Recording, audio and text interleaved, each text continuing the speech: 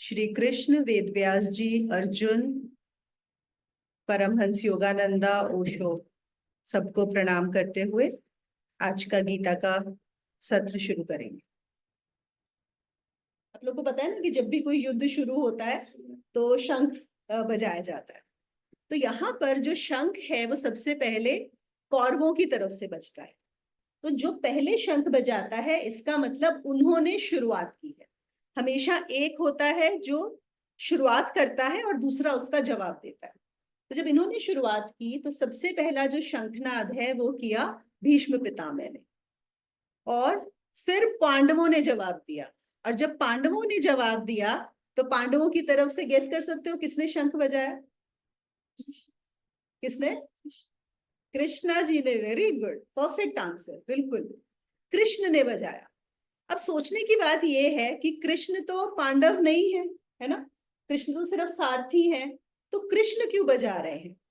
तो ये है, जब पांडवों ने कृष्ण को दिया कि तुम शंख बजाओ, तो ये कहने का मतलब है कि पांडव सिर्फ जवाब दे रहे हैं इस युद्ध का, और उनके ऊपर ये जो युद्ध है वो युद्ध करना नहीं चाहते। They don't want to fight.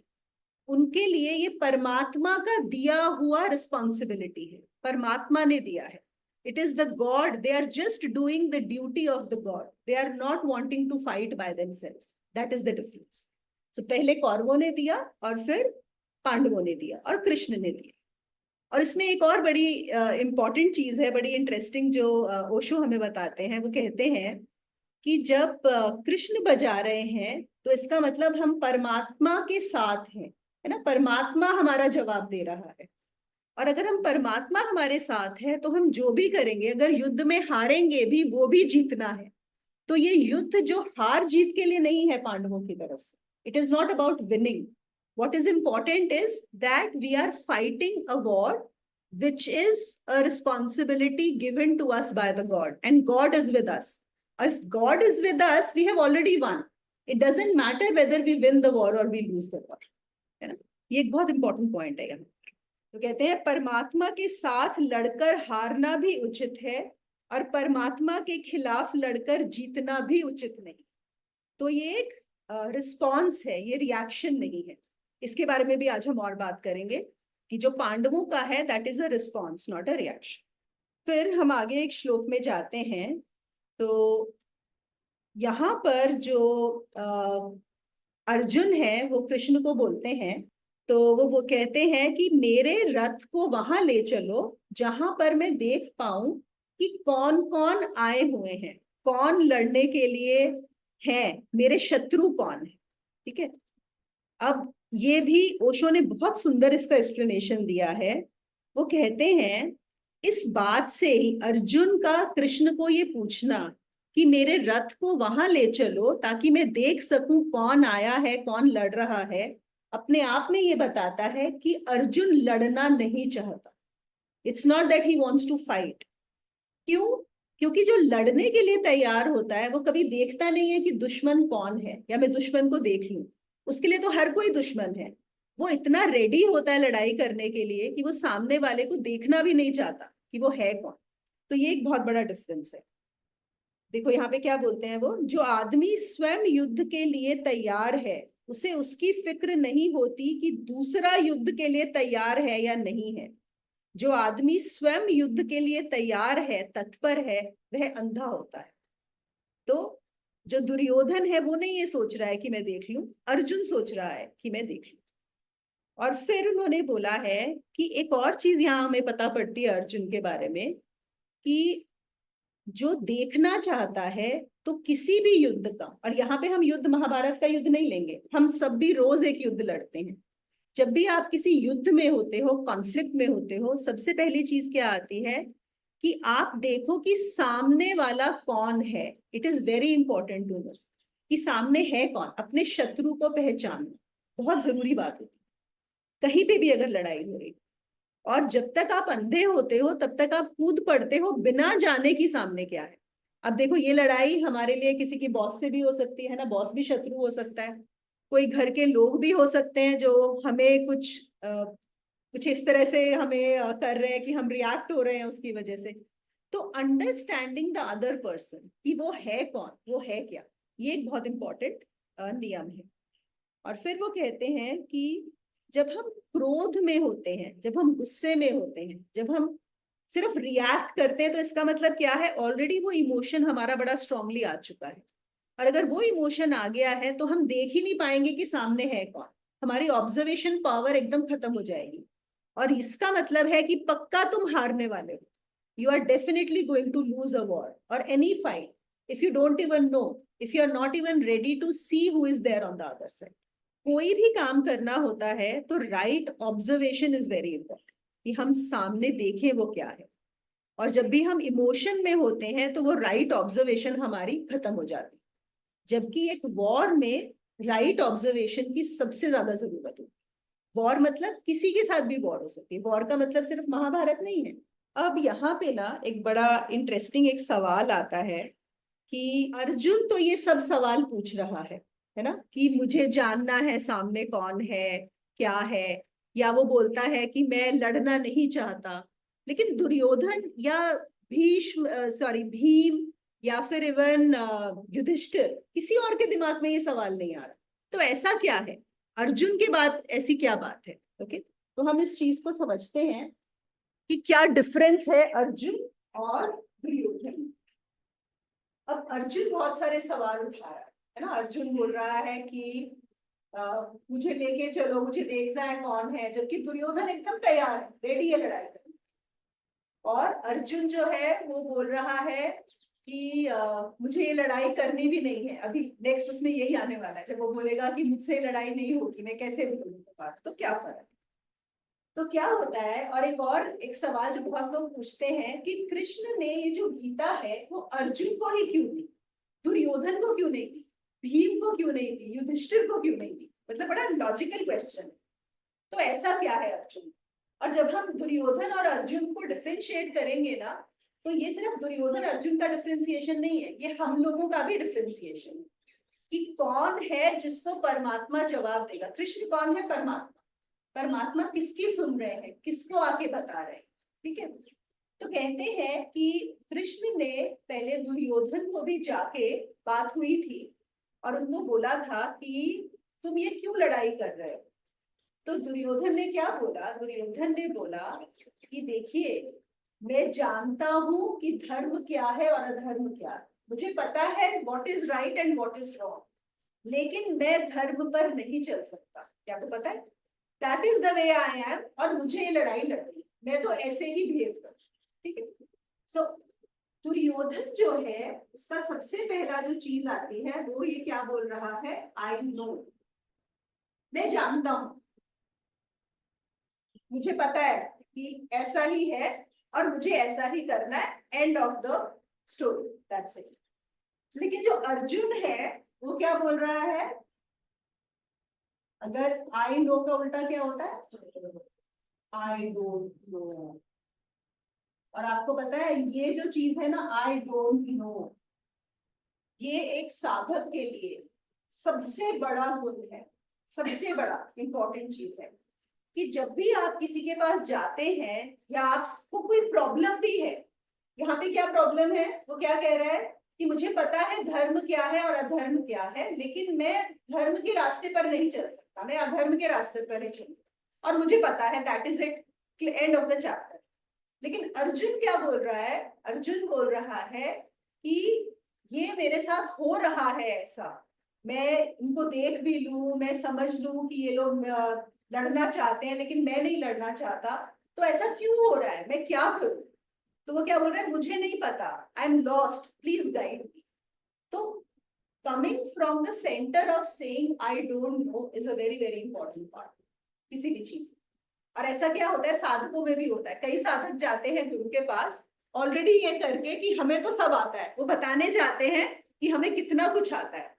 लेकिन जो साधक जाता है ये बोलकर कि मुझे नहीं पता, अब आप मुझे बताओ कि मुझे क्या जानना है, तो वो अर्जुन हो जाता है। तो हमें भी अपने अंदर हमेशा ये चीज चेक करनी होगी, हम दुर्योधन है कि अर्जुन है। हम ये सोच के जाते हैं मुझे ऑलरेडी पता है, या ये सोच के जाते हैं कि नहीं मुझे नहीं पता, ये एक बार। फिर दुर्योधन कहता है I know and don't tell me. जब कृष्ण उसको समझाते हैं तो बोलते हैं आप मुझे मत बताओ, मुझे ऑलरेडी पता है कि धर्म अधर्म क्या होता है, मुझे नहीं जानना। ठीक है, अर्जुन क्या बोलेगा? Tell me. वेरी गुड, इसका उल्टा है ना। हाँ, आई डोंट नो, वही what Rashi was saying and tell me, मुझे नहीं पता तो मुझे बता दो। और फिर वो क्या बोलता है? Tell me how. एक और चीज हम यहाँ पे बोलते हैं कि ये अर्जुन विषाद योग है ना, ये है हमारे चैप्टर का नाम, the डिस्पॉन्डेंसी of Arjun.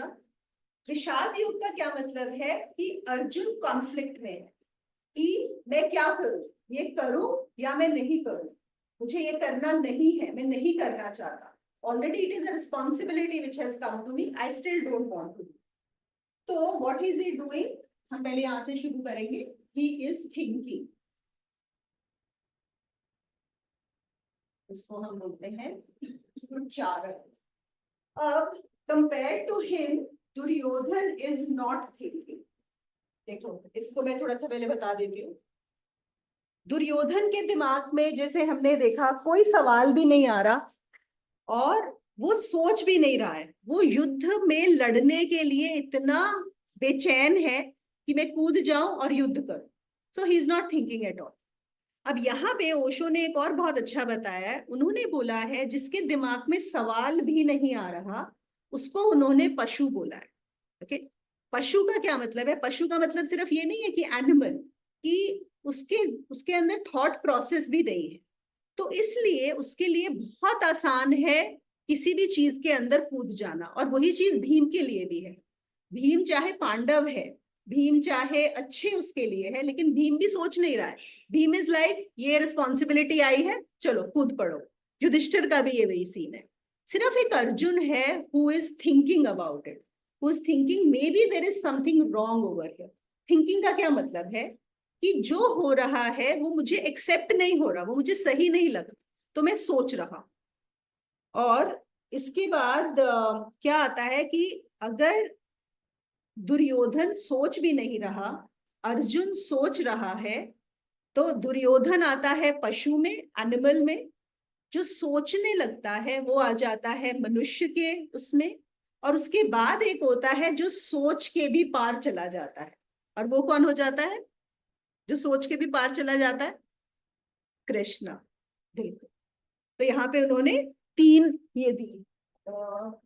Not thinking, इसको हम बोल सकते हैं animal.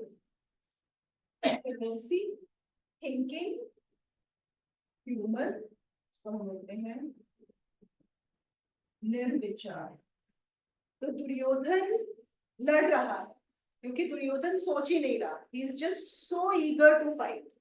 But Arjun is thinking, and that is where comes the human aspect, and that is where comes the whole conflict which is coming. तो अर्जुन जो है इवन पांडवों के बीच में वो एक साधक हो गया है, वो सवाल उठा रहा है, वो कॉन्फ्लिक्ट में है। और हम इस पे और डिटेल में करेंगे कि कैसे एक कॉन्फ्लिक्ट में होना कितना यूजफुल होता है। जनरली हम लोग सोचते हैं कि हम कॉन्फ्लिक्ट में है, हम चाहते हैं बस हमारा कॉन्फ्लिक्ट खत्म हो जाए फटाफट, we don't want to stay in conflict. लेकिन यहाँ पे गीता में हमें कुछ और ही मैसेज बताया जा रहा है कि how important it is to stay with the conflict and to rise above it. फिर एक चीज आती है, बड़े मतलब इसी को ही अगर हम करें तो दुर्योधन इज नॉट क्यूरियस। जब हम साधक के गुण करते हैं, साधक मतलब जो सीकर होता है, जो आगे साधना कर सकता है, उसमें एक सबसे बड़ा गुण क्या होता है कि वो क्यूरियस हो। ये सब कनेक्टेड ही है, क्योंकि वो बोल रहा है I don't know, tell me, he is thinking, that means he is also curious. And because he is curious we also know he is unsure. देखो, हम जनरली सोचते हैं कि somebody is unsure कि वो एक अच्छी क्वालिटी नहीं, लेकिन यहाँ पे ऐसा नहीं है। उसका अनश्योर होना is very important, because then only he will go and tell Krishna कि मुझे बताओ। Whereas Duryodhan is sure. So he is unsure about what is right or wrong, whatever. Correct. That is why it is good. Yes, that is why. He is not judging anything. Absolutely. So he is unsure about this war. He's unsure of what is going on. He's unsure about why this all is happening, right? Whereas Duryodhan, he's very sure. He's very, very clear. और last point आता है जब दुर्योधन ये कृष्ण जब दुर्योधन से बात करते हैं तो दुर्योधन क्या बोलते हैं कृष्ण को कि अरे ये नंद का ग्वाला ये आया है मुझे ज्ञान देने के लिए, ये मुझे बताएगा. He just treats him like any other, like a gwala. Okay, so what? He does not trust Krishna. Respect. Respect, trust, एक ही बात है. मतलब ये है ना कि उसको जो कृष्ण बता रहे हैं उसको विश्वास नहीं है कि ये जो बता रहे हैं, he does not, हम ये भी बोल सकते हैं he does not know. हाँ, नहीं सुन रहा है, उसकी इतनी बुद्धि भी नहीं है कि वो कृष्ण को पहचान सके. तो यहाँ पे हम ट्रस्ट भी बोल सकते हैं, रिकॉग्नाइज भी बोल सकते हैं. He does not recognize Krishna, right? And he is thinking कि ये मुझे क्यों ज्ञान दे रहा है. Whereas Arjun trusts. अब देखा जाए तो दुर्योधन और अर्जुन में कृष्ण के रिलेशनशिप में क्या डिफरेंस है? कोई ज्यादा डिफरेंस नहीं है. जैसे वो जानते हैं, जैसे अर्जुन जानता है, वैसे ही दुर्योधन भी जानता है कृष्ण को.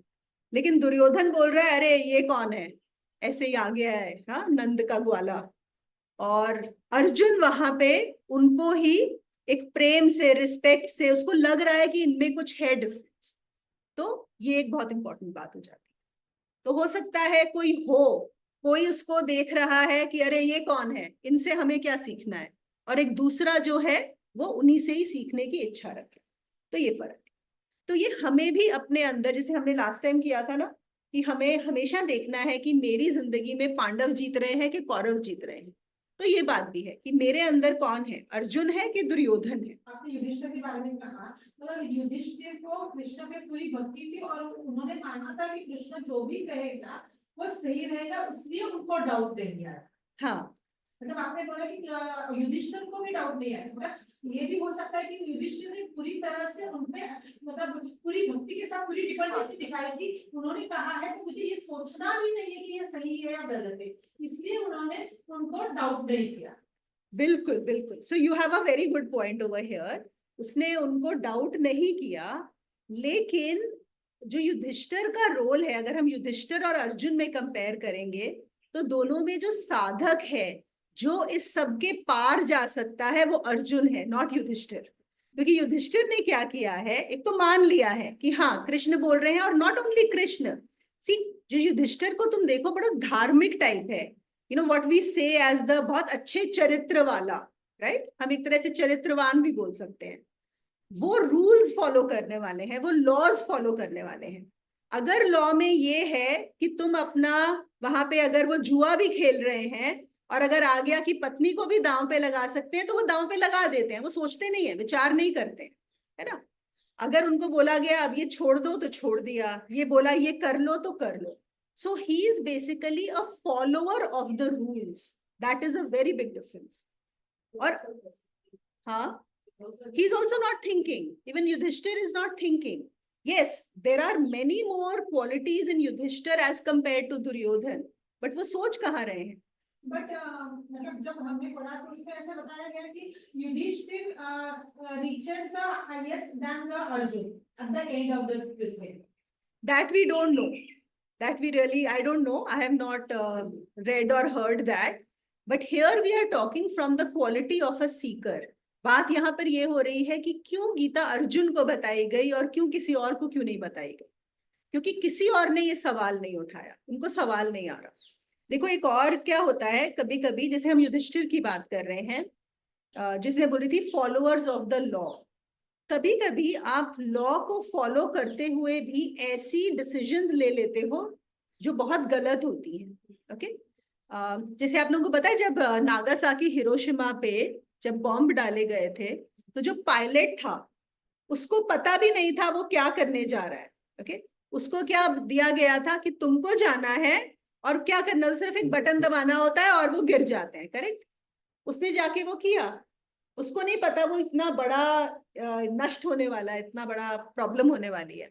और बाद में उसको पूछा गया कि तुमको पता है कि तुमने वो जो था वो बॉम्ब जो गिराए हैं वो ये सब हुआ है, तो he said I was just following orders. उसमें क्या है, मतलब उसके दिमाग में ये सवाल है ही नहीं कि ये सही है या गलत है। इससे मैं एक और चीज बताती हूँ। एक साइकोलॉजी में एक एक्सपेरिमेंट हुआ था।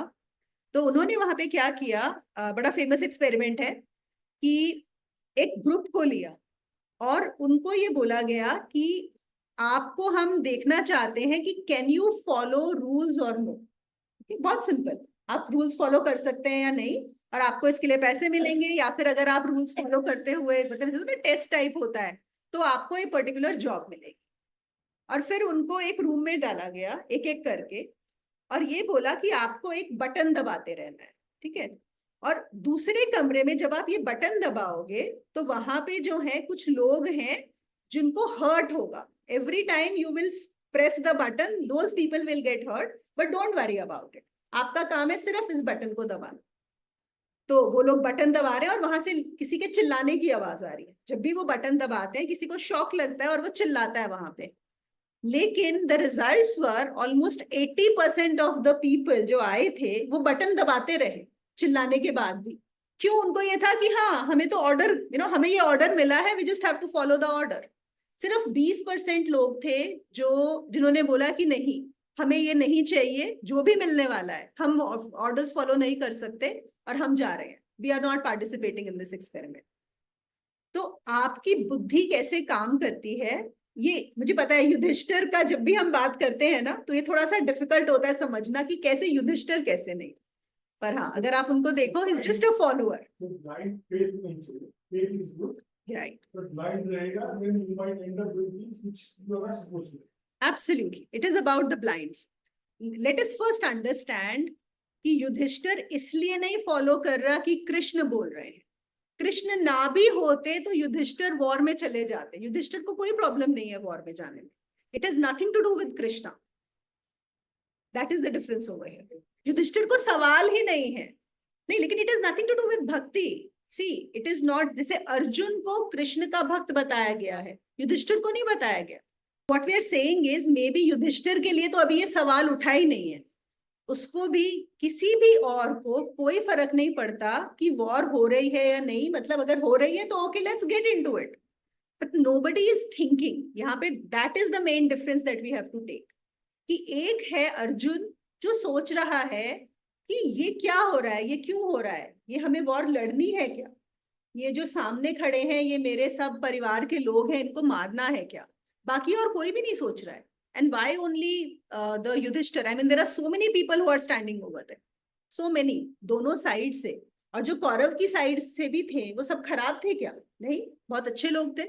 भीष्म पितामह थे, द्रोणाचार्य थे, और भी रहे होंगे। तो अर्जुन सवाल उठा रहा है जबकि बाकी सब लोग एकदम तैयार है for whatever reason. So to a seeker, let us put it this way, कि जिसको सवाल आएंगे, जिसको डाउट आएगा, जिसके दिमाग में कॉन्फ्लिक्ट आएगा चीजों को लेके, इसका मतलब है कि वो विचार कर रहा है, that person is thinking, and that person is right to be a seeker. आप सीकर क्रिएट नहीं कर सकते हो, आप ये विचार क्रिएट नहीं कर सकते। आप जाके किसी को बोल नहीं सकते हो कि तुम क्यूरियस हो जाओ और सवाल पूछो। फिर वो किस तरह के सवाल पूछेंगे? उनके जो सवाल होंगे वो अंदर से नहीं आएंगे। सवाल कब आते हैं? जब आप कॉन्फ्लिक्ट में आते हो। कॉन्फ्लिक्ट आना, यहाँ पे कॉन्फ्लिक्ट की बहुत इंपॉर्टेंट चीज है कि किसी को भी कॉन्फ्लिक्ट नहीं आ रहा है, सिर्फ अर्जुन को कॉन्फ्लिक्ट आ रहा है कि मैं ये लड़ाई क्यों लड़ूं। यहाँ पे आना भी तो सवाल है, हाँ, इसलिए हम यहाँ आए। This is how it is. बिल्कुल अगर वो कॉन्फ्लिक्ट ही नहीं रहेगा माइंड में तो हम यहाँ आएंगे नहीं, क्यों जाना है? बिल्कुल, absolutely, start. That is how the journey starts. हाँ, अब जैसे हम बुद्ध की बात करते हैं कि हम सब अपनी जिंदगी में देखते आए हैं, बूढ़े लोग, बीमार लोग, मरते हुए लोग। किसी के दिमाग में कभी सवाल आया? बचपन से देख रहे हैं कि अरे ये सब क्या है, इसका मतलब ये सब तो खत्म होने वाला है एक दिन। किसी के भी दिमाग में आया? तो वो एक quality of perception, a quality of observation, that is what makes Arjun special. So Arjun इसलिए स्पेशल है कि उसको ये देख के बहुत सारे सवाल उठ रहे हैं और किसी को भी नहीं उठ। जो आपकी पूरी कंडीशनिंग है, suddenly you are thrown in a situation where your conditioning is not supporting you. But at the same time, what we said earlier, the same thing is happening for everybody else also. It's not only Arjun. The situation is the same for all the Kauravas and all the Pandavas. But it is only Arjun who's saying, I don't want to do this. So that impact, even when that conditioning is there, even when that conflict has come, it is bothering a certain kind of people. Those are the ones who become seekers. Those are the ones who are Arjuns. This word unsure, it's a negative word, right? What? State of being unsure. It depends how we are looking at it, at this word unsure. इसीलिए मैंने बोला हमारी conditioning ऐसी, हम सोचते हैं कि जो श्योर है वो ठीक है, वो ज्यादा अच्छा है, और जो अनश्योर है, डावाडोल है, उसको हम देखते हैं कि नहीं नहीं, ये हमारी सोसाइटी की लैंग्वेज है ना, सोशल लैंग्वेज है यहाँ पे। लेकिन सोचो एक, अच्छा एक बात देखो, मैं एक बहुत सिंपल एग्जांपल लेते हैं। कोई एक गुंडा आ जाए लड़ने के लिए कि बस उसको सिखाया गया है कि जो सामने मिले मार दो, लूट लो, पैसा ले लो। इस घर में आता है, सपोज एंटर हो जाता है कोई, वो बड़ा श्योर है कि मुझे यहाँ पे मारना है, लेकिन क्या हम भी उतने ही श्योर होंगे कि हम उसको मार दें? राइट? तो अब यहाँ पे क्या रहे हैं, एक चीज जो बताते हैं, गीता में आती है कि कई बार श्योरिटी अंधेपन से भी आती है। डोंट थिंक कि जो श्योरिटी है इसका मतलब it is a sign of confidence और it is a sign of goodness, because your surety can come because of your blindness also.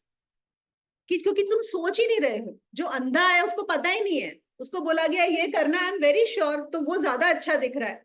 हमारी सोशल लैंग्वेज क्या बोलती है कि कोई जितना कॉन्फिडेंट होता है वो उतना अच्छा है, और अगर कोई अंडर कॉन्फिडेंट है तो वो अच्छा नहीं है। लेकिन हमें देखना होगा किस पर्सपेक्टिव में, कहाँ पे वो कॉन्फिडेंट है और नहीं। तो जब भी थॉट करोगे तो ये प्रॉब्लम आएगी। और तभी उन्होंने क्या बोला है कि ये इसलिए बात हो रही है, देखो पूरी गीता का मैसेज भी यही है कि जो नहीं सोच रहा है, अंधा है, लाइक एक टेररिस्ट है जो लड़ने पे आतुर है कि मुझे तो ऐसा ही करना है, वो अंधेपन से, वो अभी एनिमल स्टेज पे, ठीक है। एक आ गया है जो ह्यूमन, जो सोच रहा है कि लड़ना है, नहीं लड़ना, क्या करूं, कंफ्यूज है, कॉन्फ्लिक्ट है। और फिर जो हम बात कर रहे हैं ना कॉन्फिडेंस की, जो आती है again when who is absolutely sure, वो कौन है? जो बियॉन्ड थॉट चला गया, निर्विचार। तो एक होता है विचारहीन जो बड़ा कॉन्फिडेंट है, और एक होता है जो निर्विचार है, वो भी बड़ा कॉन्फिडेंट होता है। लेकिन विचारहीन और निर्विचार में जमीन आसमान का फर्क है। ओके, लेकिन आप कैसे विचारहीन से निर्विचार में जाओगे? ओनली थ्रू विचार। और विचार का मतलब है कि कॉन्फ्लिक्ट है। तो हमें अपने कॉन्फ्लिक्ट से भागना नहीं है। कॉन्फ्लिक्ट से जनरली हमारे टेंडेंसी ये होती है कि कोई भी कॉन्फ्लिक्ट आया तो हमें लगता है बस हम जल्दी से सॉर्ट आउट करें, हमारा माइंड डिस्टर्ब होता है ना, we don't like that disturbance. तो ओशो ये भी बोलते हैं कि तुम जितनी जल्दबाजी दिखाओगे अपने कॉन्फ्लिक्ट को रिजॉल्व करने में, तो तुम क्या करोगे? तुम नीचे गिर जाओगे, पशु की तरफ गिर जाओगे। और एक और देखो, जैसे बहुत सारे लोग जो एडिक्शंस करते हैं, जो अल्कोहल का भी होता है, वो क्यों होता है? Because you want to get out from that tension which is there, from that disturbance. कोई क्यों पीता है ड्रग्स, कोई क्यों लेता है? कुछ तो कॉन्फ्लिक्ट चल रहा है ना दिमाग में। अगर कुछ लोग बहुत खाते हैं या खा के सो जाते हैं या नशा करते हैं, या आप ये है कि आप बिंज वॉचिंग कर रहे हो आजकल जैसे हो गया है, या कोई कुछ भी कर रहा है, वो क्यों कर रहा है? उस कॉन्फ्लिक्ट से हटने के लिए। तो एक तरीका है उससे नीचे गिर जाओ, जो कि 99.99999% लोग करते हैं, because that is the easy solution and because that is what society teaches you. आप देखो कोई डिस्टर्ब होता है अपने घर में, देखो आप एक एग्जांपल देखो, सपोज कोई थोड़ा परेशान है, आप बोलोगे अरे चलो मूवी देखने चलते हैं, चलो बाहर लंच पे चलते हैं, चलो मॉल में शॉपिंग करने चलते हैं। ये भी क्या है? दैट इज ऑल्सो कि अगर आप डिस्टर्ब्ड हो तो आपका माइंड शिफ्ट हो जाएगा आप कहीं पे जाके। लेकिन माइंड शिफ्ट कैसे हो रहा है? नीचे गिर के, ऊपर उठ कर नहीं। तो इसको मैं यहाँ पे भी लिख देती हूँ। ऊपर उठना मतलब learn to deal with the conflict. No, you go beyond the conflict. Transcend the conflict. You have to transcend conflict. किसमें? इस टेबल में? हाँ बताओ, बोलो बोलो. doesn't care about others, but Arjun cares about others. That's why he is asking these type of questions. अगर मैं सामने वाले का केयर नहीं करूंगा तो फिर कुछ भी हो सकता है. Very good, very good. चलो, बहुत अच्छा है. ये हम यहाँ पे ऐड कर देते हैं और इसके बारे में हम लोग बात भी करेंगे. ये बहुत अच्छा पॉइंट उठाया तुमने राशि. Does not care, cares. अब हमें यहाँ पे सीखना क्या है? देखो, यही जो अर्जुन और दुर्योधन की बात हम जो कर रहे हैं, तो इसको हम ऐसे बोलते हैं, ये है ह्यूमन. ह्यूमन का क्या एस्पेक्ट है? Thinking, conflict. जो सोचेगा उसको कॉन्फ्लिक्ट होना ही होना. ठीक है. और उसके नीचे है animal. Basically what it means is blind. लेकिन इसको हम हिंदी में जो वर्ड यूज करते हैं वो बोलते हैं विचारहीन. जैसे बहुत सारे लोग हैं, उनको कुछ प्रॉब्लम नहीं होती किसी दूसरे को परेशानी देने में, दुख देने में. वो सोचते ही नहीं है. They are so focused, they are so clear, they will just go ahead and do whatever. Right. तो विचारहीन. फिर एक आता है जो सोच रहा है कॉन्फ्लिक्ट में है. कॉन्फ्लिक्ट का मतलब क्या है? देखो, कॉन्फ्लिक्ट का एक और मतलब है कि वो भी यहाँ से अभी है, इससे पूरा बाहर नहीं हुआ है ना. कहीं ना कहीं उसको भी जो ये इस टेंडेंसी से जो सोच रहा है, उसके भी दिमाग में इसको जो चाहिए शायद उसको भी चाहिए. ओके. इसके बारे में भी मैं अभी और डिटेल बताऊंगी. और फिर यहाँ पे आता है बियॉन्ड थॉट, को हम बोलते हैं निर्विचार. अभी यहाँ पे बहुत अच्छी चीज ये है कि हमारा जो अर्जुन है उसको गाइड कर रहे हैं कृष्णा. राइट. और हमारी जो गीता का भी मैसेज है वो क्या है कि आप विचारहीन, तो विचारहीन नहीं है, उसको हम कुछ नहीं कर सकते. लेकिन जो विचार पे आ गया, जो थिंकिंग पॉइंट पे आ गया, उसको निर्विचार पर लेके जा. तो निर्विचार पर है कृष्णा, विचार पर है अर्जुन, और विचारहीन पर है Duryodhan. That is how the differentiation. Arjun के लिए एक और अच्छी चीज क्या हुई है, वही जैसे सुनीति आप बोल रहे थे कि सडनली एक वॉर आ गई which is totally against your conditioning. Right. तो इसका भी मैं एक और आप लोगों को एक बताती हूँ कि आप लोगों ने सुना है the psychologist and the frog? सुना है कभी इसके बारे में? एक स्टोरी है. ओके. तो एक बार एक psychologist, and these are all what I am sharing with you, actually जो किए गए हैं एक्सपेरिमेंट्स. तो एक बार एक साइकोलॉजिस्ट ने क्या किया कि एक फ्रॉग को, मेंढक को उबलते हुए पानी में डाल दिया. पानी बॉईल हो रहा था और उसको ऐसे डाला, और जैसे ही डाला तो वो मेंढक कूद के बाहर हो गया. क्योंकि मेंढक की क्या आदत है? जंप करने की. वो जंप कर जाता है तो वो इमिडिएटली जंप होके बाहर आ गया. फिर उस साइकोलॉजिस्ट ने क्या किया, उसको नॉर्मल पानी में डाला, और धीरे धीरे फिर क्या किया, नॉर्मल पानी में डाल के पहले 1 डिग्री गर्म किया, पानी को बढ़ाया. तो जो फ्रॉग है वो एडजस्ट हो गया 1 डिग्री का. ठीक है. फिर उसने और बढ़ा दिया, 2 डिग्रीज हो गया, तो वो भी एडजस्ट हो गया. बहुत धीरे धीरे धीरे धीरे, मतलब ही टुक अ लॉट ऑफ टाइम वो पानी को इंक्रीज करने में. और एक पॉइंट आया जब पानी उबल रहा था and that frog died in that water, but the frog never thought of jumping out of it. उसके दिमाग में आया ही नहीं कि मुझे बाहर निकलना है. क्यों? क्योंकि उसको धीरे धीरे धीरे धीरे धीरे धीरे वो बढ़ा बढ़ा के आदत हो गई उसकी, और एक पॉइंट पे वो रहा ही नहीं. ओके. अब आप सब सोच रहे होंगे कि ये ऐसा इस फ्रॉग के साथ हुआ. आपको पता है वो फ्रॉग कौन है?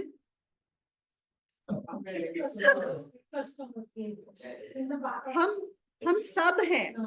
हम वो सब वो फ्रॉग हैं. अब कैसे? बताओ कैसे हैं हम वो फ्रॉग? हमें अचानक से कुछ भी चीज मिला तो हमने तुरंत उससे निकलने का सोचा, बट वो रोज हमारी जिंदगी में आ रहा तो आदत पड़ती गई और कभी निकलने का सोचा ही नहीं. Very good, excellent, perfect answer. है ना? यही होता है ना. तो वो बोल रहे हैं कि अर्जुन के साथ अचानक एक इतनी बड़ी प्रॉब्लम खड़ी हो गई है सामने, तो वो सोच रहा है कि अभी उससे बर्दाश्त नहीं हो रहा, he wants to step out, वो कॉन्फ्लिक्ट आ गया है दिमाग में कि अभी क्या करूं। लेकिन हमारे साथ क्या होता है जनरल, मतलब हर कोई तो किसी महाभारत वॉर लड़ने नहीं जाता है, हर किसी के साथ तो ऐसी सिचुएशन नहीं आती है। और अगर हम देखेंगे सोसाइटी ने हमें जो धीरे धीरे कंडीशन कर दिया है ना, हम ऐसे ही हो गए। हम रोज थोड़ा थोड़ा एडजस्ट होते जाते हैं अपने कॉन्फ्लिक्ट्स के साथ। एक कॉन्फ्लिक्ट आता है, हम क्या करते हैं, एक दो पेग लगाते हैं और उस कॉन्फ्लिक्ट को हटा देते हैं, एडजस्ट हो जाते हैं। आज बॉस ने एक डांट लगाई, चलो नो प्रॉब्लम, शायद अभी 2 महीने बाद प्रमोशन मिल जाएगी, एक पेग लगाया, है ना। या फिर घर में कोई प्रॉब्लम है, फैमिलीज के साथ प्रॉब्लम्स हैं, या और कोई भी प्रॉब्लम होती है, हम धीरे धीरे एडजस्ट करते ही जाते हैं, करते ही जाते हैं, and then we finish off. Gita का मैसेज है बहुत क्लियरली, यहाँ पे वो बोलते हैं कि कभी भी कोई कॉन्फ्लिक्ट आए तो do not be in a hurry to get out of it. कोई बहुत बड़ा कॉन्फ्लिक्ट आएगा तो आपके दिमाग में कुछ सवाल आ ही सकता है, लेकिन जो छोटे मोटे भी कॉन्फ्लिक्ट आ रहे हैं ना, जो गुनगुने कुनकुने, उनमें एडजस्ट मत करो। अभी ना यहाँ पे ये जो आप सीख रहे हो, ये सोशल कंडीशनिंग से बिल्कुल उल्टा जा रहा है, क्योंकि सोसाइटी हमें क्या बोलती है, एडजस्ट करो, एडजस्ट करना सीखो, है ना। देखो ऐसा नहीं है कि हमें एडजस्ट नहीं करना है, एडजस्ट भी करना होता है। हमें पता होना चाहिए कौन सी सिचुएशंस हैं जहां हमें एडजस्ट करना है और कौन सी सिचुएशंस हैं जहां हमें अभी एडजस्ट नहीं करना, हमें यहाँ पे सवाल उठाने हैं। और सबसे बड़ी चीज है कि can we stay with that disturbance, can we, मतलब हम इतने स्ट्रांग हैं कि हम उस जो कॉन्फ्लिक्ट चल रहा है, जो डिस्टर्बेंस चल रही है, उसके साथ रह सके। ये जानना बहुत जरूरी है। मतलब आगे वही होता है ना, वो छोटे छोटे पैमाने में आता है तो आप स्टे करना सीख जाते हो। वही तो होता है। At the end you realize कि everything was wrong, or whatever we did, we cut our thinking process he we have cut down। हाँ बिल्कुल, हमने सोचना ही बंद कर दिया। हाँ। अब देखो छोटे बच्चे होते हैं, वो बहुत सारे क्वेश्चंस पूछते हैं अपने पेरेंट्स को, होता है ना, बचपन में बच्चे पूछते हैं। अब पेरेंट्स को भी आंसर्स नहीं पता होते, वो बोलते हैं अरे नहीं तुमको नहीं पता, ऐसे ही होता है, बस ऐसा ही होता है। ऐसे ही करके हम बच्चों को चुप करा देते हैं। एक पॉइंट के बाद बच्चे पूछना ही बंद कर देते हैं, और उनको भी लगता है अरे छोड़ो क्या फायदा पूछने का, कुछ मिलने वाला है नहीं, तो वो क्वेश्चनिंग एबिलिटी ही खत्म हो जाती है। तो इसीलिए क्यों अर्जुन इतना स्पेशल है, एक तो अर्जुन के दिमाग में ये सब आ रहा है, एक तो अर्जुन के सामने एक सिचुएशन खड़ी हो गई है, और फिर भी क्या हर कोई जो इतनी स्ट्रॉन्ग सिचुएशन में आएगा वो भी क्या सवाल करेगा, कोई जरूरी नहीं है, not necessary. Boiling water has become the comfort zone. हाँ, slowly it has become the comfort zone, slowly over a period of time, so you don't even know what is happening। Duryodhan ने क्या बोला कृष्ण को कि मुझे पता है कि धर्म क्या है और अधर्म क्या है, और मैं अधर्म पे ही चलने वाला हूं, मैं रह ही नहीं सकता, मैं इसी पे ही चलने वाला हूं, I can't help it, right. ये हमारा भी कई बार ऐसा होता है कि नहीं होता, हम सबके साथ भी हमें पता है कि हमें ये करना चाहिए, जैसे सपोज सुबह उठना चाहिए जल्दी, सुबह उठ के एक्सरसाइज करनी चाहिए, या पढ़ाई करनी चाहिए, या ध्यान करना चाहिए, हमें पता है, लेकिन बोलते नहीं नहीं उठा जाता, नहीं उठा जाएगा, है ना। मैं ही हूँ एक बहुत बड़ा एग्जाम्पल कि सुबह सुबह जैसे रात में करा लो, सुबह सुबह उठना बहुत मुश्किल होता है ना। तो अगर एक चीज हो जाए, दुर्योधन क्या बोल रहा है, बस मैं ऐसा ही हूं और ऐसा ही रहूंगा, सो दैट्स इट। लेकिन अर्जुन भी वही चीज पूछता है, अर्जुन बोलता है कि मेरे साथ ये दिक्कत हो रही है, लेकिन मैं इससे कैसे बाहर निकलूं, ठीक है ना। मुझे तो समझ भी नहीं आ रहा कि धर्म क्या है अधर्म क्या है, या मेरे जो संस्कार है वो मुझे नीचे खींच रहे हैं, अब मैं कैसे इनसे बाहर आऊं। तो और ये हम सबके लिए बड़ा इंपॉर्टेंट चीज है कि जब हमने लास्ट टाइम भी बात की थी हैबिट्स की, जो हमारी हैबिट्स बन जाती हैं उन्हीं को बोलते हैं हम संस्कार, ओके। और अगर हम योगानंदा जी की गीता देखेंगे तो उन्होंने उसको द्रोणाचार्य का नाम दिया है, ओके। इनफैक्ट मैं एक पढ़ देती हूँ, एक बहुत अच्छा है इसमें, this I am reading from this Bhagavad Gita, it is verse 2, okay, those who have the book they can read। Here he says the name Drona comes from the Sanskrit word dhru which means to melt। ध्रुव का मतलब होता है to melt। Therefore, Drona implies that which remains in the melted state. A thought or physical act once performed does not cease to be, but remains in the consciousness in a melted form as an impression of that expression of thought or action. These impressions are called sanskaras. देखो वो क्या बोल रहे हैं, इसको simple भाषा में हम समझते हैं. सपोज मैंने चोरी की, ठीक है. अब जब मैंने चोरी की तो सिर्फ ये नहीं है कि एक एक्शन किया कि मैंने कोई चीज चुराई. उसका जो संस्कार है उसका एक सटल फॉर्म है जो जाके मेरे अंदर मेल्ट होके, मेल्ट का मतलब है सटल, वो मेरे अंदर एक और एज अ संस्कार, एज एन एक्सप्रेशन रह जाएगा मेरे शरीर के अंदर, मेरे माइंड के अंदर. उससे क्या होगा, अगर मैंने एक बार चोरी की है तो फिर से दोबारा चोरी करने का बनेगा कि मैं दोबारा भी कर सकती हूँ. तो वो इंप्रेशन बन गया, वो संस्कार बन गया, उसको द्रोणाचार्य बोला गया. ठीक है.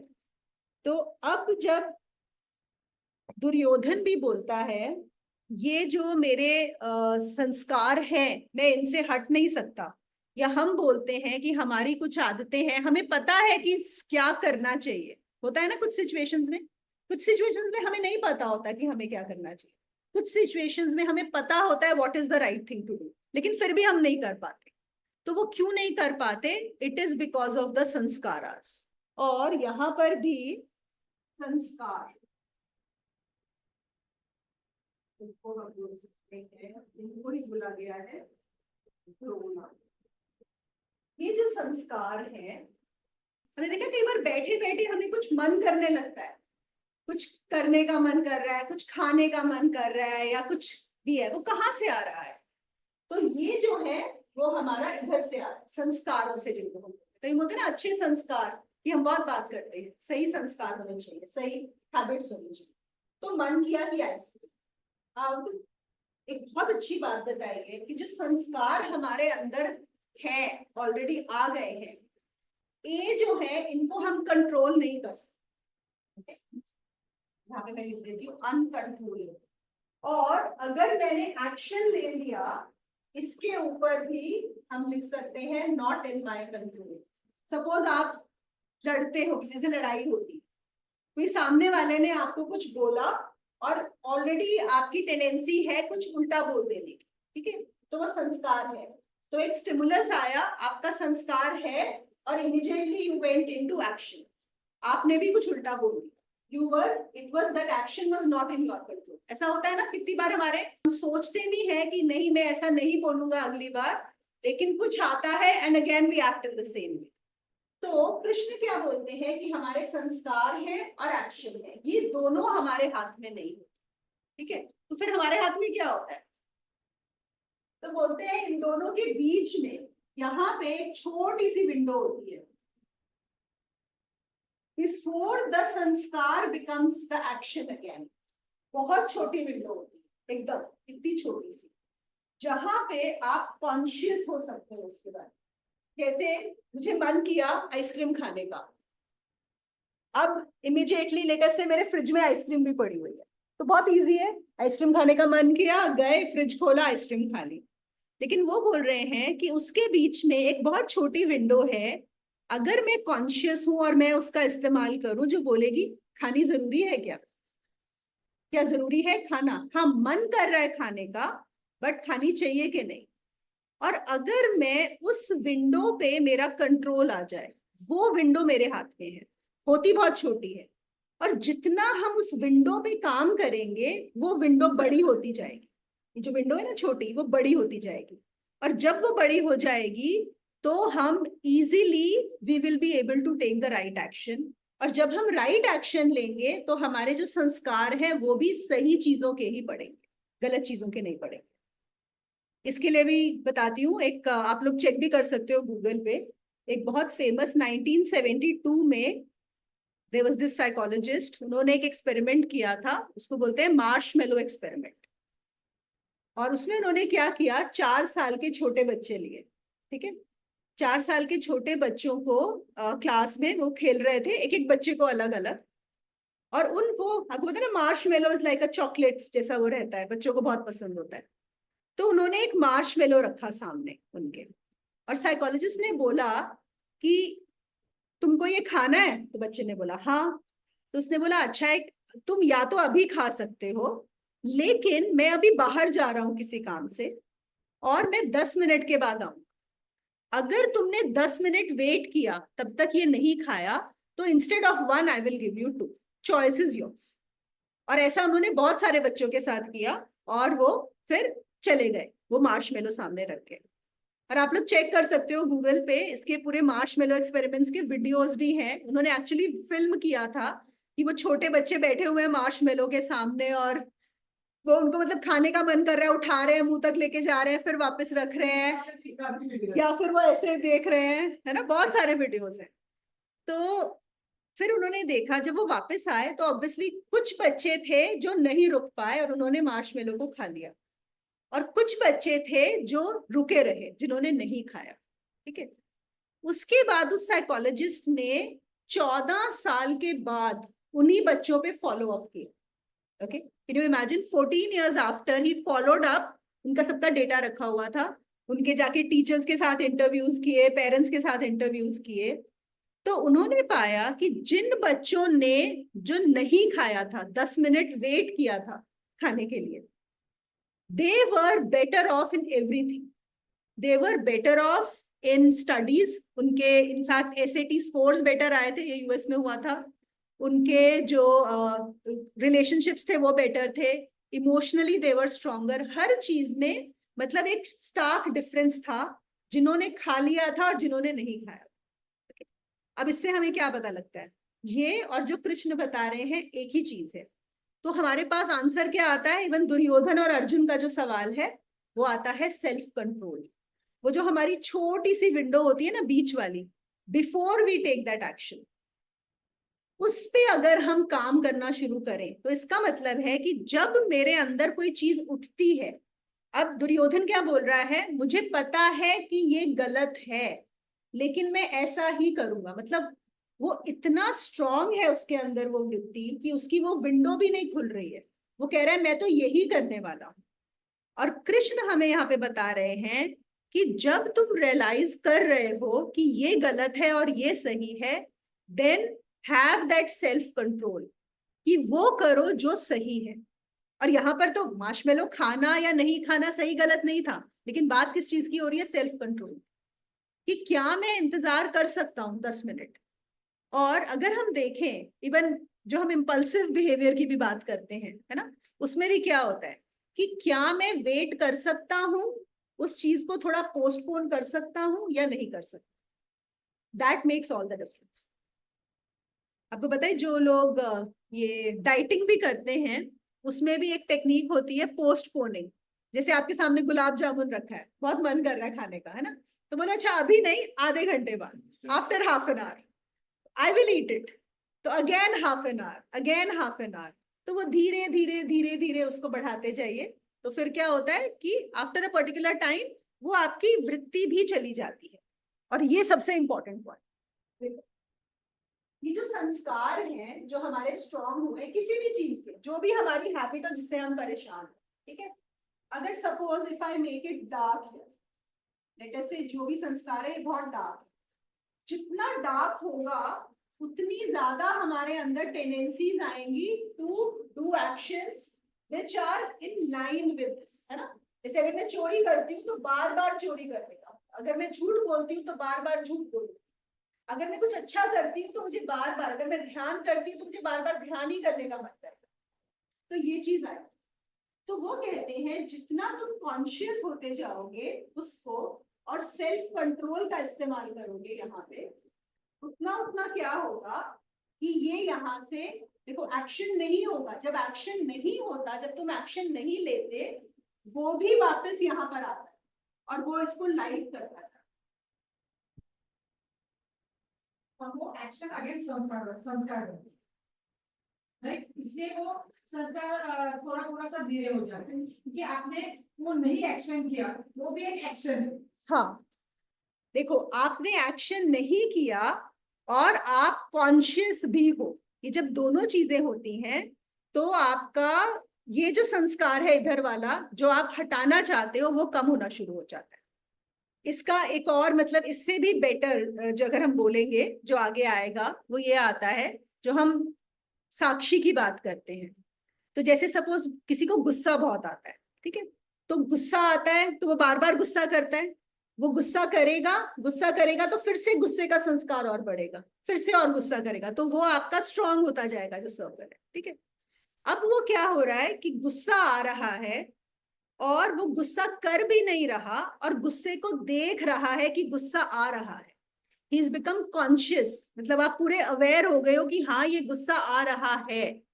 अब इससे जो होगा वो लाइट होना शुरू हो जाएगा। और फिर एक पॉइंट आता है कि आप अगर सपोज गुस्सा करते हुए भी पूरे कॉन्शियस हो कि ये गुस्सा हो रहा है, but I am aware that the anger is coming out, then also it will reduce.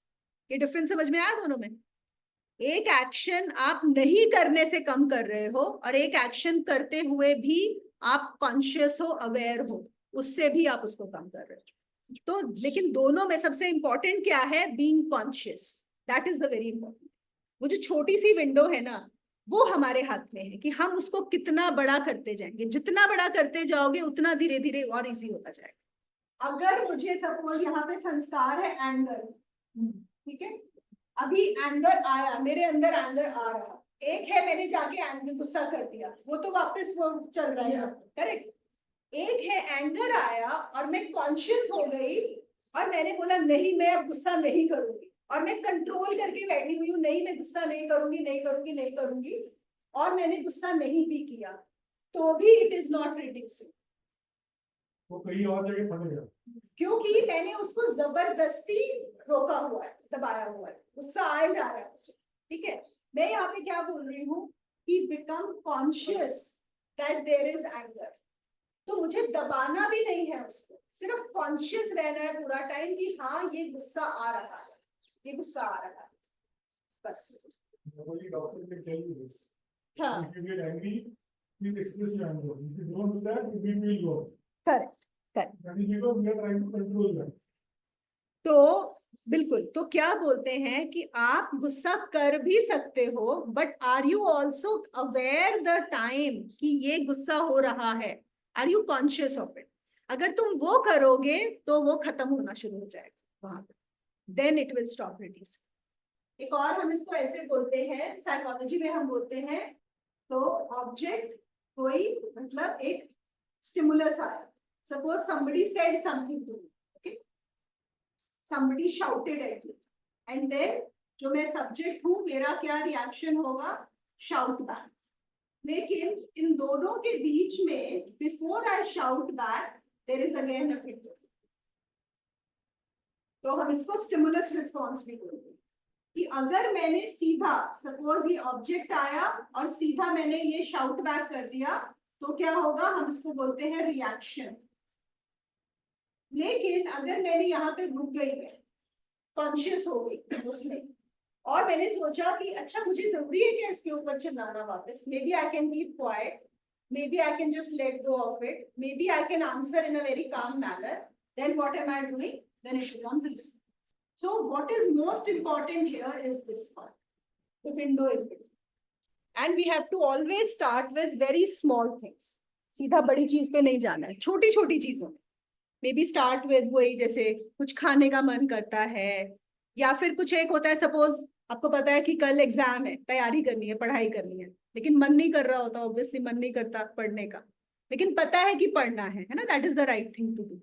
तो एक है कि मन कर रहा है चलो मैं खेलने चले जाते हैं, टीवी देख लेते हैं, गेम खेल लेते हैं, है ना। एक है कि नहीं, I am watching, I am aware that I don't feel like studying right now, but I will still go and study because that is the right thing to do.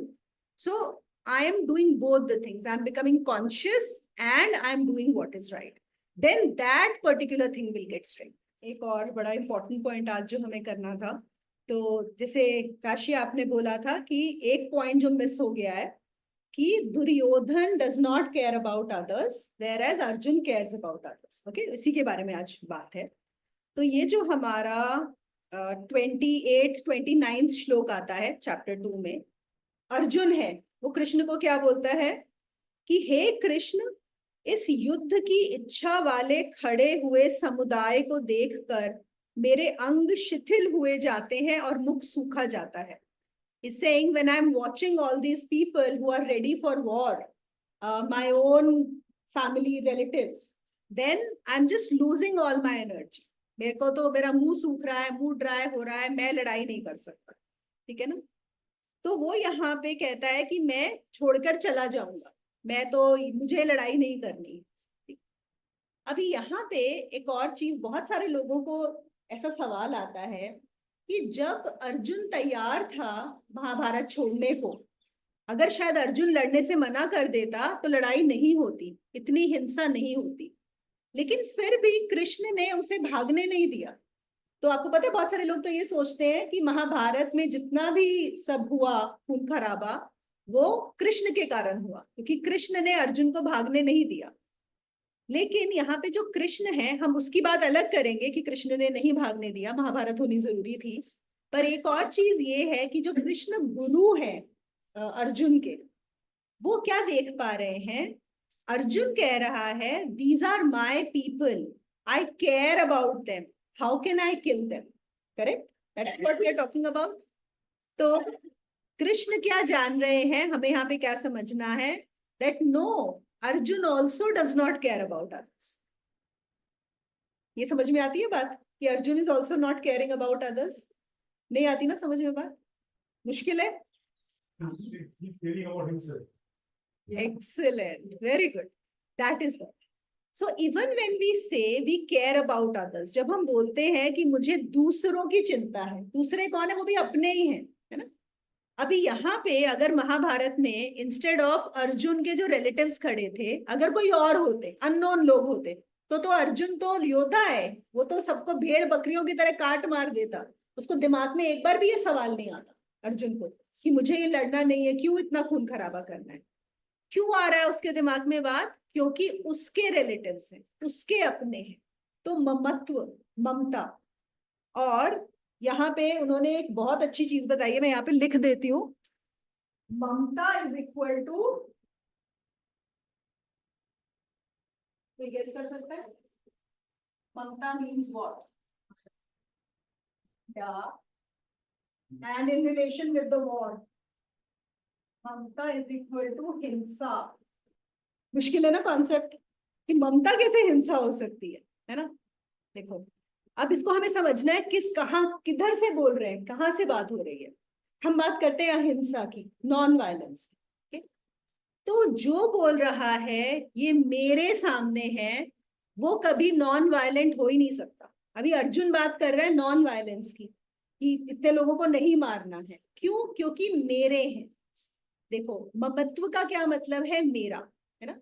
If I से मेरी mummy, मेरा बेटा, मेरा husband, मेरा, जैसे ही हम बोलते हैं मेरा, इसका मतलब कोई है जो मेरा नहीं है.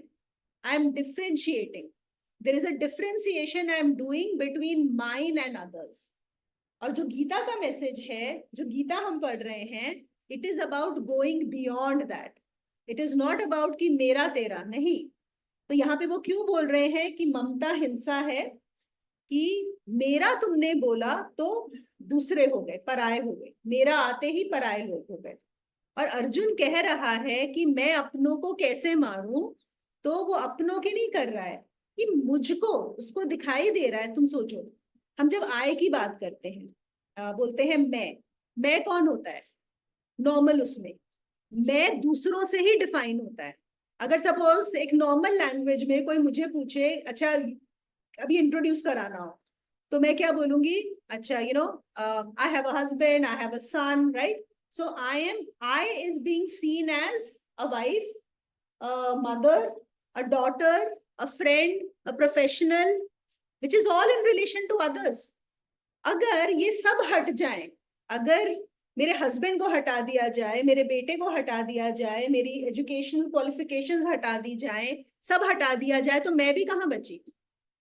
सो जो मैं है वो दूसरों से ही आता है, आपका नहीं. तो मैं आप कैसे डिफाइन करोगे उस मैं को.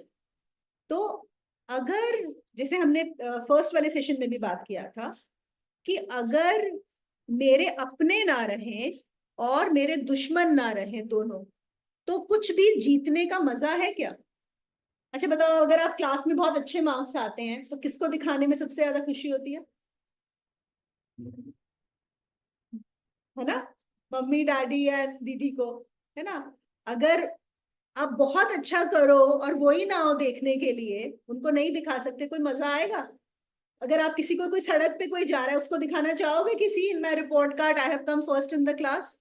No fun, right? सो हमें क्या चाहिए?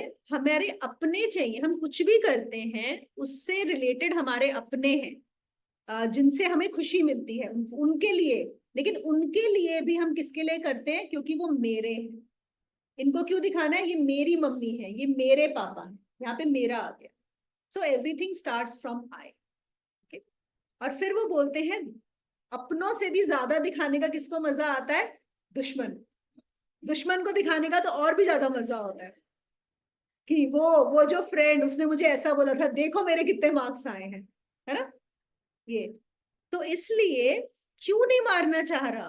देखो, अगर ये बात समझ ली ना, तो गीता का एक फाउंडेशन बन जाएगी।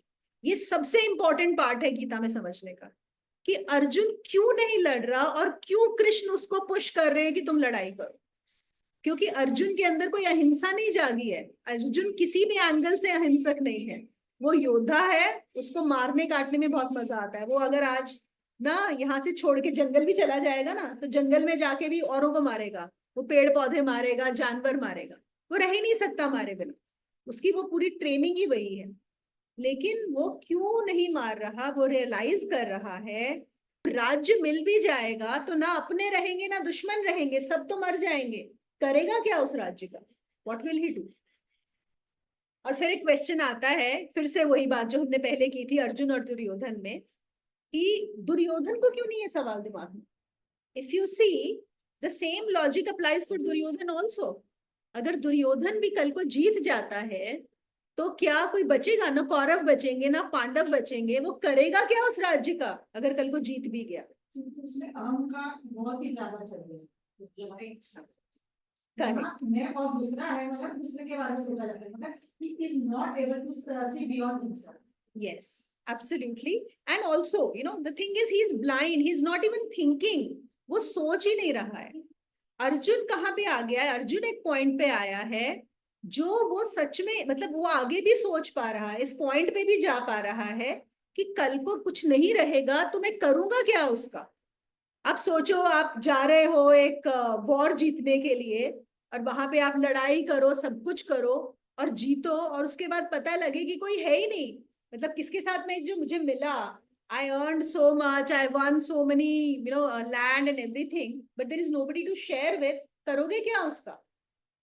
पर लोग ऐसा नहीं सोचते हैं, लोग ब्लाइंडली जा रहे हैं। और आप ज्यादातर देखो दुनिया में लोग ब्लाइंड ही हैं। अब आप एक बात बताओ, बहुत सारे लोग हैं who are busy earning more and more and more money। वही हमने रिट्रीट में भी बात किया था कि जो बेवर्ली हिल्स में रहते हैं वो भी अभी और पैसे कमा रहे हैं। मतलब बेवर्ली हिल्स के जो लोग हैं, they are the richest people on earth, but still they are busy wanting to earn more money. तो इससे क्या पता लग रहा है? कि वो ब्लाइंड है। उनको समझ में नहीं आ रहा है कि होगा क्या इसका, करना क्यों है। तो हम यही नहीं सवाल पूछ रहे कि करना क्यों है, what is the need to do this. जो विचार है, इससे हमें एक और बात क्या पता लगती है, क्या गीता सबके लिए है भी और नहीं भी। सबके लिए वैसे है अगर हम इससे सीखना चाहें, लेकिन कितने लोग गीता से सीखना चाहते हैं? क्योंकि वो उस पॉइंट पे भी नहीं आए हैं जहां पे वो ये क्वेश्चन कर रहे हैं, जहां वो जानना चाहते हैं। They are very busy doing whatever they are just doing in their life. वो बस वही जैसे पानी गुनगुना और होता जा रहा है फ्रॉग के जैसे, and they are happy, they are not questioning, they are not asking any questions, why do we need to do this. Arjun seeker है, दुर्योधन नहीं है सीकर, बिल्कुल भी। जब हम एक पॉइंट पे ऐसे आ जाते हैं लाइफ में, जब हम क्वेश्चन करने लगते हैं कि अभी तक जो मैंने सीखा, मेरी कंडीशनिंग ने जो सिखाया, या ये जो है ये कर रहे हैं, क्या ये सही भी है? am I sure what I'm doing with my life is the right thing to do? That is where the Bhagavad Gita starts. Then it starts. और फिर जो संतोष का क्वेश्चन था कि Right. टाइमिंग कि कौन आता है ना। तो एक्चुअली इसमें यही बोलते हैं, अगर आप अवधूत गीता पढ़ेंगे, अवधूत गीता का जो पहला श्लोक है उसमें सबसे पहला ये है कि ईश्वर की कृपा से मोक्ष की इच्छा जगती है। तो मोक्ष की इच्छा तो आ गई, मतलब अगर ईश्वर की कृपा से मोक्ष की इच्छा जगती है तो ईश्वर की ही कृपा से हर चीज की इच्छा जगती है। तो कहाँ पे आ गई सारी बात? तो इच्छा तो आ गई, अब इच्छा पे काम करना है या नहीं करना, तो हमारी इच्छा है। इसलिए इच्छा की हाँ, बिल्कुल। ये और इच्छा है, इच्छा आ गई, थोड़ा सा ही आता है। बिल्कुल। आपको वो विंडो मिल गई है, अब आप उस विंडो को बढ़ाओगे या वहीं पे छोड़ के नीचे गिरोगे, वो बात है। तो हमें बार बार ये सीखना है कि वही, I think the most important point here is कि जो हमें कॉन्फ्लिक्ट से भागना नहीं है। कोई भी जब हमें डिस्टर्बेंस आती है, we have to transcend the conflict. और उसका भी बताया है, देखते हैं आज कवर कर पाते हैं कि नहीं, नहीं तो अगली बार करेंगे, हाउ टू ट्रांसेंड कॉन्फ्लिक्ट। इसका ना जो थिंकिंग एंड नॉट थिंकिंग जो हम बात कर रहे थे, उसका एक और उन्होंने ओशो ने बड़ा अच्छा एग्जाम्पल दिया है। वो कहते हैं देखो तुमको इसी से समझ में जा जाना चाहिए कि जो सोच नहीं रहा है कि भैंस भैंस सोचती है क्या? वो रोज वही घास खाए जा रही है और बड़ी खुश है वहां पे। वो कभी प्रश्न नहीं कर रही है, वो कभी उसके दिमाग में भी नहीं आ रहा कि मेरी लाइफ में ये क्या चल रहा है ना। वो बिल्कुल ऊब भी नहीं रही है, she is not even getting bored. वो चल रहा है उसका लाइफ, रोज घास खा रही है, चल रही है, गोबर कर रही है, and life is going on, right. So similarly जो इंसान, सिर्फ ऐसा नहीं है कि आपने इंसान में जन्म ले लिया है तो that makes you manushya, no. It is only when you come to the level of thinking. उबने का कोई सवाल ही नहीं है भैंस के लिए। उबने के लिए भी तो विचार चाहिए। देखो, उबने के लिए भी विचार चाहिए। How that means even if you have to get bored, you need to think. If you are not thinking, how will you even get bored? तुम तो बोर ही नहीं हो रहे हो। अब फिर से मैं बुद्ध की बात बोलूंगी। उन्होंने एक मरे हुए आदमी को देखा और विचार आ गया, है ना, कि इसका मतलब सब कुछ समाप्त हो जाता है। अगर एक आदमी मरा है इसका मतलब मैं भी मरने वाला हूं। ये हमें तो विचार नहीं आया। तो we are watching every day, हमें न्यूज सुन रहे हैं, इतने लोग मर गए, यहाँ मर गए, वहां मर गए। We are absolutely immune to that, उस फ्रॉग के जैसे हमें कुछ फर्क नहीं पड़ता। और बुद्ध को एक में इतना फर्क पड़ गया। तो यही थिंकिंग और नॉट थिंकिंग। एक और यहाँ पे बोल रहे हैं जो मनुष्य का क्या प्रतीक है, जैसे हमने किया था कि दुर्योधन पशु में आता है, एनिमल में, और कृष्ण आते हैं निर्विचार, who has gone transcended thinking. और जो आदमी है जो सोचने लगा है, वो पेंडुलम के जैसे दोनों के बीच में घूम रहा है। कॉन्फ्लिक्ट का क्या मतलब है कि मैं इधर भी जा रहा हूं लेकिन इधर की चीजें भी मुझे खींच रही। That is what the conflict means. तो ही इज सेइंग जो इंसान है, जो मनुष्य है, उसका राइट और रॉन्ग के बीच में वो पेंडुलम की तरह घूमे जा रहा है। और एक हम बोलते हैं ना, ओवर थिंकिंग भी हमारी प्रॉब्लम होती है कि कुछ लोग सोचते हैं, कुछ लोग बहुत ज्यादा ही सोचते हैं। पर क्या हर कोई जो सोचता है वो अर्जुन है? क्या सिर्फ सोचना ही एनफ है? नहीं। सोचना भी किस डायरेक्शन में, आपका सवाल क्या है, आप किस लाइन में सोच रहे हो, वो भी बड़ा जरूरी है। आपके सवाल सही भी है कि नहीं है। तो अगर आपकी थिंकिंग को कोई सोच रहा है और उसको डायरेक्शन दे दी जाए तो भी इंसान उस कॉन्फ्लिक्ट से बाहर जा सकता है। यहाँ पे इन्होंने एक और एग्जाम्पल दिया है कि जैसे जो श्योर है, जो दुर्योधन है, that is like a seed. जब सीड होती है, सीड अगर पड़ी हुई है तो बहुत हार्ड है, उसको कुछ प्रॉब्लम नहीं है, वो कहीं पे भी आप उसको रख सकते हो। लेकिन अगर उस सीड में से एक प्लांट निकल आया, अंकुर निकल आया, अब वो जो प्लांट है उसके लिए बहुत सारी प्रॉब्लम्स है लाइफ, उसके लिए बहुत कॉन्फ्लिक्ट है ना। तो वो कहते हैं दुर्योधन बीज है, हार्ड है, कुछ फर्क नहीं पड़ता, कहीं पे भी डाल दो। लेकिन जो अर्जुन है वो अंकुर हो गया है, अब उसको लड़ना पड़ेगा, अब उसको पत्थरों के बीच में से, चट्टानों के बीच में से, हर चीज से, कॉन्फ्लिक्ट से गुजरना पड़ेगा। तो वही बार बार वो कहते हैं कि don't run away from your conflicts. उनको जल्दी से सॉल्व करने की कोशिश मत करो, सही डायरेक्शन ढूंढो, सही तरीका लो, सही सवाल पूछो, ताकि उन कॉन्फ्लिक्ट के पार चले जाओ। ऐसा भी नहीं है कि हमें कॉन्फ्लिक्ट्स को रिजॉल्व करना है, no, that is another thing. You don't have to resolve the conflicts. You have to transcend the conflicts. There's a difference between the two. तो यहाँ पे जो ओशो के वर्ड्स है मैं पढ़ती हूँ, बहुत अच्छे हैं. कॉन्फ्लिक्ट इज द्वंद्व. बिंदु फॉर यू. तो वो कहते हैं द्वंद्व को जियो, द्वंद्व में तपो, द्वंद्व में मरो और खपो, द्वंद्व को भोगो, द्वंद्व की आग से भागो मत. फिर से रिपीट करती हूँ. द्वंद्व को जियो, द्वंद्व में तपो, द्वंद्व में मरो और खपो, द्वंद्व को भोगो, द्वंद्व की आग से भागो मत. क्योंकि जो आग दिखाई पड़ रही है उसी में कचरा जलेगा और सोना बचेगा. जो कॉन्फ्लिक्ट है it is like a fire. उसी में तुम्हारी जो कचरा है तुम्हारे अंदर वो जलेगा. और ज्यादातर लोग क्या कर रहे हैं कि नीचे गिर जाते हैं because they can't deal with that fire. द्वंद्व से गुजरो, द्वंद्व की नियति को समझो. द्वंद्व मनुष्य की डेस्टिनी है, उसका भाग्य है. अगर तुम्हारी लाइफ में कॉन्फ्लिक्ट आता है, don't run away from it. In fact, take it as your destiny. Take it as a good omen. Take it as an opportunity. उससे गुजरना ही होगा, उसे जीना ही होगा. जल्दी मत करो. तो कॉन्फ्लिक्ट से निकलने की कोशिश मत करो. और यहाँ पे देखो अर्जुन क्या कर रहा था. उसने देखा ये सब कॉन्फ्लिक्ट आया, अब वो क्या बोल रहा है, मैं भाग रहा हूं. Running away is what? Dissolving the conflict, है ना.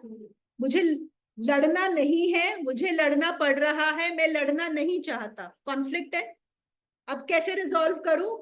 मैं जा रहा हूं, मैं सन्यासी हो रहा हूं, है ना. लेकिन अब उसकी भाग्य बोलो या भाग्य बोलेंगे हम तो, कि वहां पे खड़े हैं कृष्ण और कृष्ण उसको भागने नहीं देंगे. सो हम लोग भी चाहते हैं फटाफट हमारे को बस ना कुछ सोल्यूशन मिल जाए जल्दी से. Let's get out of it. He's saying no, don't do that. Stay with it. और ये जो पूरी गीता के 700 श्लोक हैं वो पूरा अर्जुन का कॉन्फ्लिक्ट ही चलता रहेगा. सोचो कितना लंबा कॉन्फ्लिक्ट चला है उसका.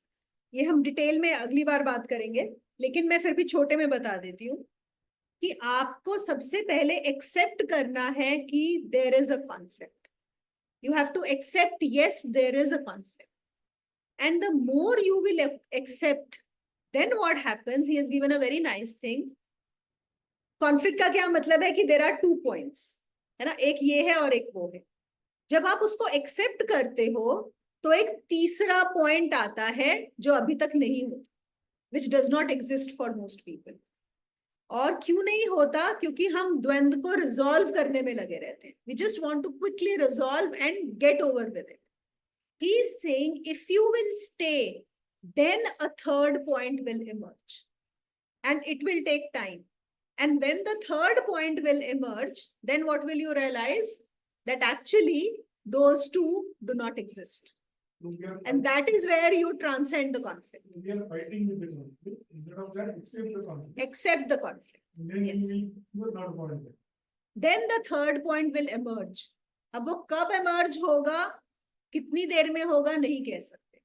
फिर वही बात आ गई, कितना सेल्फ कंट्रोल है कि आप उस कॉन्फ्लिक्ट के साथ रह सकते. वही मार्शमेलो वाली चीज हमारे लिए भी अप्लाई होगी कि हम बोलेंगे नहीं नहीं नहीं नहीं बस बहुत हो गया, I want to get out of it now. मुझे तो अभी खाना है ना, मुझे अभी सोल्यूशन चाहिए. और जितने भी हम जाते हैं ना, देखो जब भी कोई प्रॉब्लम आती है हम किसी एस्ट्रोलॉजर के पास चले जाते हैं सोल्यूशन मांगने. कभी इधर चले गए, उधर चले गए. वो क्या कर रहे हैं, हम हमारे कॉन्फ्लिक्ट को इमीडिएटली वो नीचे कर देता है, बिठा देता है. अच्छा ये कर लो, हो जाएगा. हम एक टेक्निक उठा लाए, हो गया, तो हम फिर से नीचे गिरे. तो वो जो 2 पॉइंट्स हैं बस उससे हम उसको रिजॉल्व करने के लिए कि दोनों में से हमने एक चूज कर लिया. जब ट्रांसेंडेंस की बात हो रही है तो आपको चूज नहीं करना है दोनों में से. It is not about selecting कि ये सही है या वो सही है. It is about going beyond and recognising that both of them do not exist. Stable कितने दिन रहना है, क्योंकि sometimes you feel down, otherwise you will be, as we said, situation के साथ आप जेल होते जाओगे. Some or the other time you have to resolve the conflict and take one decision. हाँ बिल्कुल राइट. किसी भी conflict में कितना टाइम देना है. हाँ तो यहीं पे बात घूम फिर के पता है कहाँ आ जाती है, फिर से गुरु पे आ जाती है. बिकॉज आपको नहीं पता कितनी देर उस कॉन्फ्लिक्ट में रहना है, इस वाले कॉन्फ्लिक्ट में रहना है या उस वाले कॉन्फ्लिक्ट में रहना है। तो जब तक आपको समझ में नहीं आता तो कौन गाइड करेगा? गुरु ही गाइड करेगा। जो आपको नहीं पता वही बता पाएगा। यहाँ पे भी क्या अर्जुन रहना चाहता है? Is Arjun ready to stay in the conflict? No, he wants to just jump out. Who is stopping him? It is Krishna who stopping. तो अगर हमने उस दिन भी बात किया था कि क्यों हमारे शास्त्रों में बार बार एक गुरु की इतनी इंपॉर्टेंस दी गई है, कि वही तो आपको बता पाएगा कि आपको इसको छोड़ देना है या इसके आगे जाना है। अब यहाँ पे मैं ना एक और सवाल पूछती हूँ जनरली सबको, कि जैसे अर्जुन खड़ा था और कृष्ण ने अर्जुन को भागने नहीं दिया, ठीक है? सोचो जिस दिन बुद्ध अपना घर छोड़ के जा रहे थे, ओके, कृष्ण वहां पे खड़े होते बुद्ध के पास, जब बुद्ध ने डिसाइड किया कि वो अपनी फैमिली को छोड़ के आंसर्स लेने जा रहे हैं, ढूंढने जा रहे हैं, तो क्या कृष्ण बुद्ध को भी जाने देते या रोकते? What do you think? जाने देते हैं। So he would have allowed him to go. You go. हाँ, बिल्कुल बिल्कुल बिल्कुल बात सही है। देखो यहाँ पे कोई सही या गलत आंसर नहीं है और हम जान भी नहीं सकते, बट हम ये समझ सकते हैं कि बुद्ध को वो अलाउ करते हैं। और बात बिल्कुल सही है कि स्वधर्म, बुद्ध उसी के लिए आए हैं। बुद्ध अगर बोल रहे हैं मैं सब कुछ छोड़ दूंगा, तो वो अंदर से देख पा रहे हैं कि बुद्ध ऑलरेडी वैसे ही है, वो छोड़ ही चुके हैं। जबकि कृष्ण, ये जो अर्जुन है, वो नहीं है, वो क्षत्रिय है, पूरा का पूरा क्षत्रिय है, वो कुछ भी छोड़ने वाला नहीं है।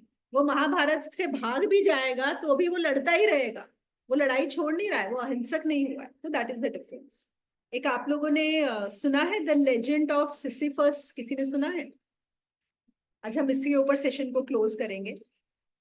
तो ये एक यूनानी स्टोरी है, मतलब ग्रीक स्टोरी है, बड़ी फेमस, आप लोग चेक कर सकते हो गूगल में। तो जो सिसिफस था, ही वाज अ किंग, और उसने कुछ गलतियां की थी लाइफ में, कुछ बहुत बड़ी गलती हो गई थी। तो जो देवता थे, जो ग्रीक गॉड्स थे, उन्होंने उसको ये श्राप दिया था। उन्होंने श्राप क्या दिया? उन्होंने बोला कि तुम, एक पत्थर है, एक खाई है, वहां पे एक बहुत बड़ा पत्थर है, और आप लोगों ने शायद ये फोटो जरूर देखी होगी कि एक आदमी पत्थर को पहाड़ पे चढ़ा रहा है। ये देखा है? बड़ा कॉमन सी पिक्चर है। That is of Sisyphus only.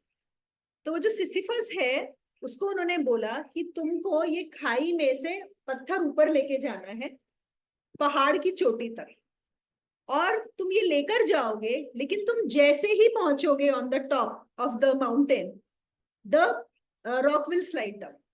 तुम कितनी भी कोशिश कर लो, तुम कभी उसको चढ़ा ही नहीं पाओगे, और this is your punishment eternally. Eternal punishment है, तुम यही करते रहो। तो वो कहते हैं कि सिसिफस आज भी यही कर रहा है। वो लेके जाता है पत्थर को, चढ़ाता है ऊपर तक, पूरा कोशिश कर रहा है, और बहुत मेहनत लगती है, मतलब it takes lot of effort. जैसे ही ऊपर पहुंचता है, वो पत्थर नीचे गिर जाता है खाई में। फिर वो बोलता है कि अच्छा, ये तो गिर गया, नहीं, इस बार मुझसे कुछ गलती हो गई होगी, लेकिन next time I will be able to do it, इस बार मैं ध्यान दूंगा। और फिर वो नीचे आता है, फिर पत्थर को उठाता है, फिर ऊपर लेके जाता है, और ये चले ही जा रहा है। ठीक है? तो मैं इस सेशन को यहाँ पे ये क्लोज करती हूँ कि do you think, you don't have to give me an answer, but do you think there is any solution for Sisyphus? Solution है क्या इस सिसिफस को इस सिचुएशन से निकलने का? वो ये हर बार हो रहा है क्योंकि देवताओं का श्राप है उसके ऊपर, वो पहुंच ही नहीं सकता, वो कुछ भी कर ले, वो कभी भी ऊपर नहीं पहुंचा सकता, लेकिन वो लगा हुआ है उसको पहुंचाने में। ठीक है? तो I am just closing the session with this story and this question. You need to think and maybe give me an answer. And even जो बाकी लोग हैं उनके लिए भी ये क्वेश्चन है.